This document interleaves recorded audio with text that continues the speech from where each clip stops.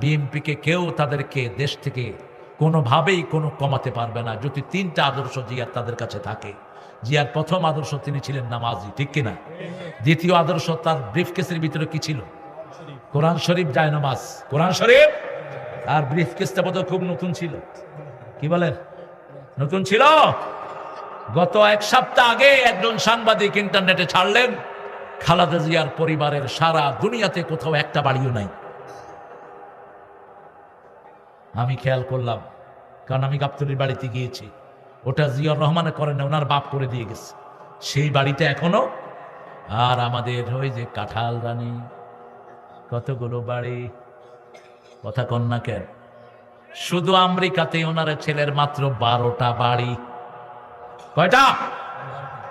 সবচেয়ে অনিশ্চিত জন্য যেই মন্ত্রীটা পুরস্কার পেয়েছেন, ভূমি মন্ত্রী, তিনার বাড়িতে জাজিরার সাংবাদিক ঢুকে দেখে তিনার লন্ডনেই 360টা বাড়ি। ওনার জুতা দেখে সাংবাদিক বলল, hey man, what a trendy shoe you are wearing man, how much did you buy it? কত দিয়ে কিনছো? Yeah, it's very trendy and very expensive one. I bought it 8,000 pound. মাত্র 12 লাখ টাকা ওনার জুতা। তোর বাপের টাকা, আসুরার টাকা সব, ঠিক কিনা? কামের পোলা 400 কোটি টাকার মালিক, কোথেকে আসছে টাকা? কথা কন্যা কেন? সব উদ্ঘাটন করে দিবেন কে? আল্লাহ। আল্লাহ ভালোর দিকে থাকার তৌফিক দান করেন।